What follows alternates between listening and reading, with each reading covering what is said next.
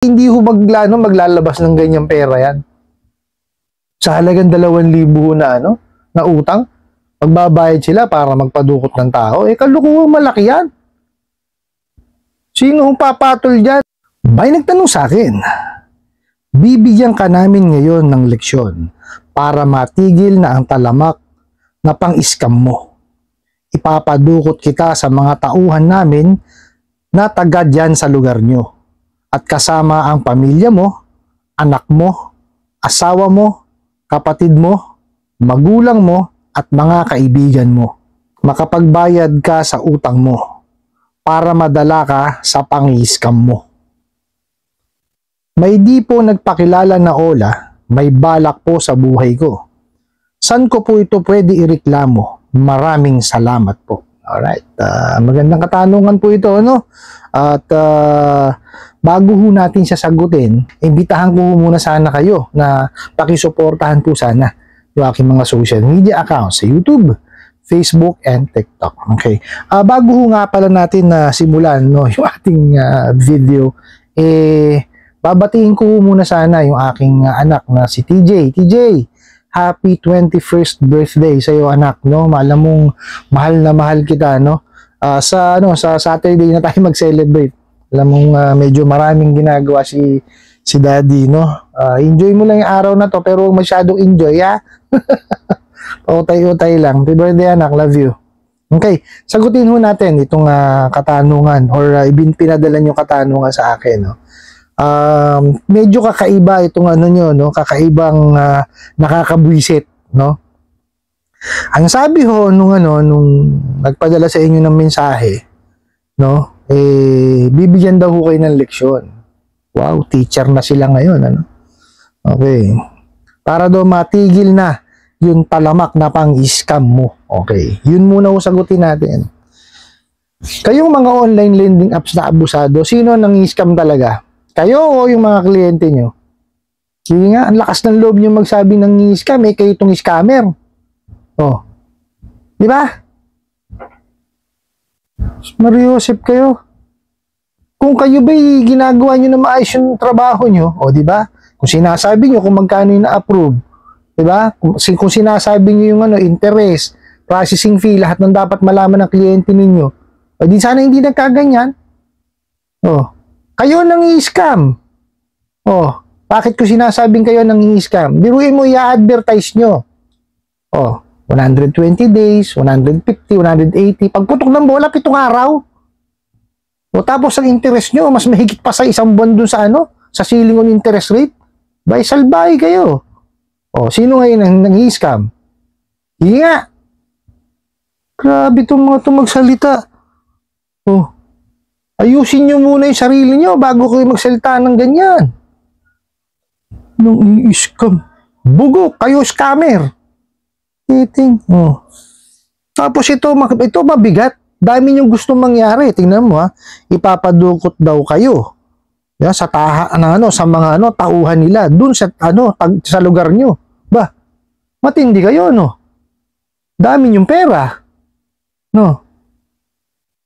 Mariusip, kung yung pera na yan, na sinasabi nyo doon sa mga tauhan nyo na taga sa kanila, pinang-aaral nyo, baka sakali pa, matuto kayo sa tamang paniningil. Puro kasalbahihan ang alam nyo, Ano sinasabi nyo?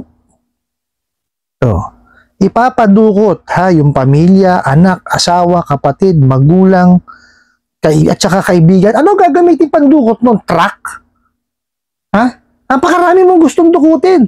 Gago. Sino maniniwala sa yung kaya nyo dukutin yun? Sige nga. Yun nga isang tao, pinagpaplanuhan ng matagal. Ito, buong angkan yata gusto mong dukutin, saan mo isasakay yun?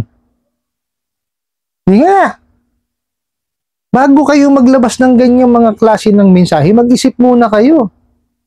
Yung dami mo gustong padukot, yung kliyente nyo, pamilya, asawa, anak, magulang, kaibigan, karami nun. Baka kulang ang 18-wheeler doon. Diba?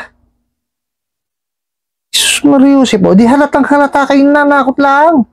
Diba? Grabe kayo. Mario Joseph. O, tas hindi kayo magpapakilala. O, di duwag. Diba? Pagka kayo, magpapadala kayo ng ganitong mensahe, unang-unang pakilala nyo muna yung sarili nyo. Kung talagang matapang kayo. Diba? O, mananakot kayo tapos, hindi nyo pakikilala pakilala nyo sarili nyo kung talagang matatapang kayo. Puro naman kayo duwag. Diba? Lagi lang kayo nandyan. Tatago kayo sa harapan ng computer ninyo. Diyan kayo magaling. Mario Joseph, puntahan nyo sa bahay, singilin nyo maayos. Tsaka bakit hindi kayo pumunta doon sa bahay, maghahanap pa kayo ng tauhan nyo? O, di ba? O, di tama ka, o. Duwag kayo, di ba? Gagamit pa kayo ng ibang tao para lang doon sa kliyente nyo yun.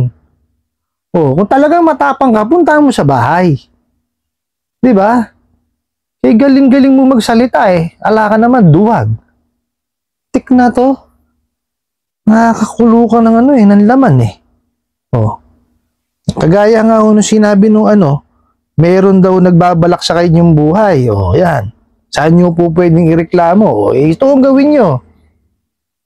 Pumunta ko kayo sa pinakamalapit nyo police station. Ipakita nyo ho yan. Ipablatter po ninyo. Ngayon, let's say ho, marami kayong ola. O, di ipablatter nyo lahat. Okay, kung lahat naman ho ng ola na yun, ganyan ang ginagawa eh.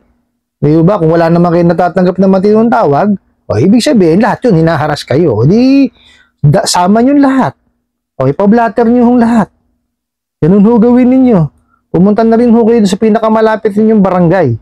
Pinakamalapit. Pumunta ho kayo sa barangay po ninyo. Sorry. No, pumunta kayo sa barangay nyo, pablatter nyo rin ho. No? Tapos, mag-file na rin ho kayo ng complaint sa SEC. Okay?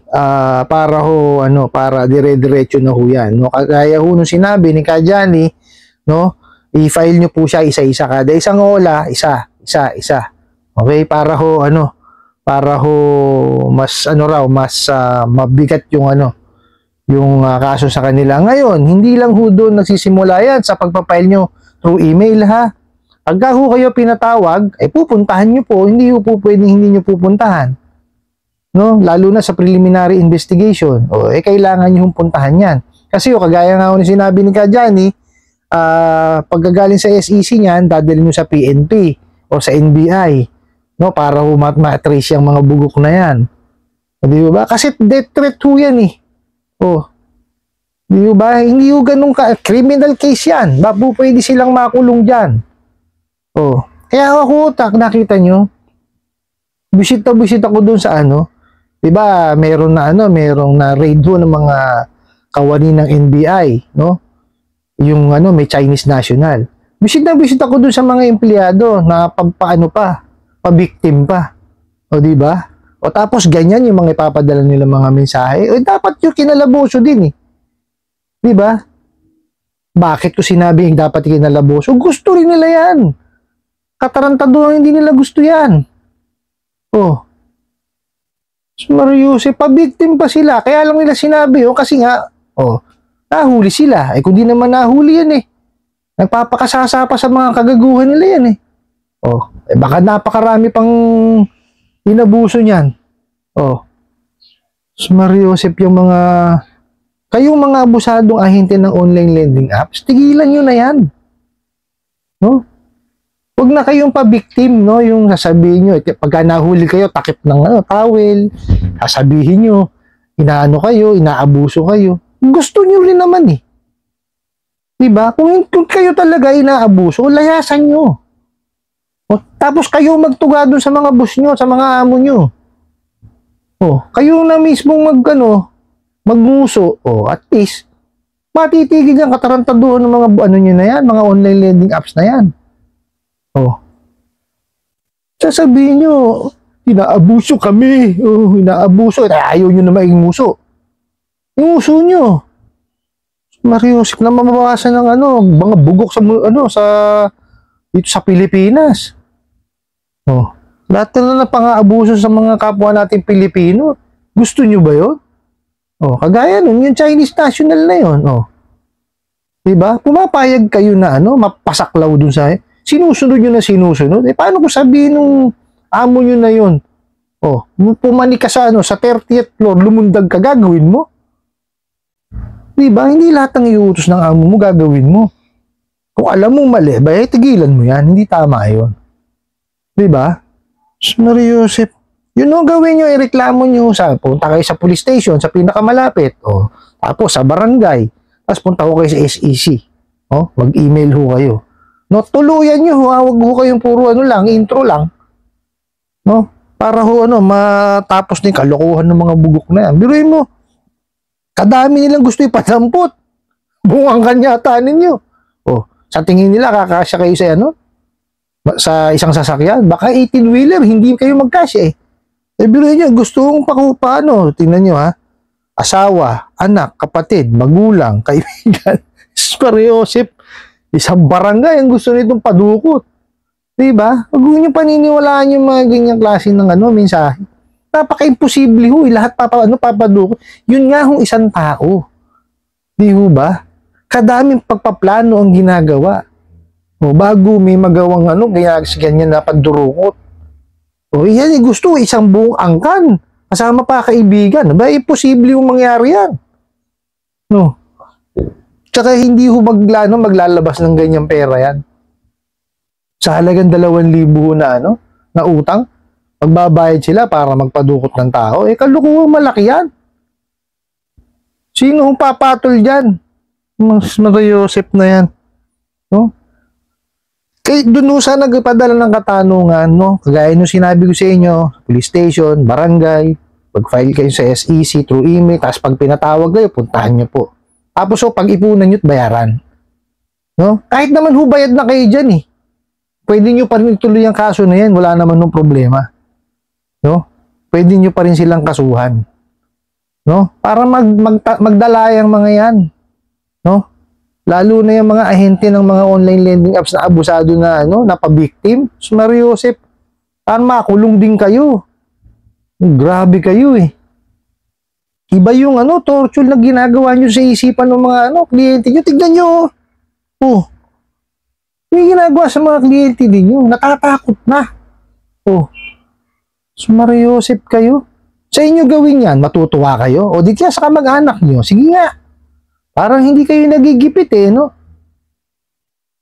Kala nyo, kay galing-galing nyo Pagka naman sa inyo ginawa, gagawin nyo?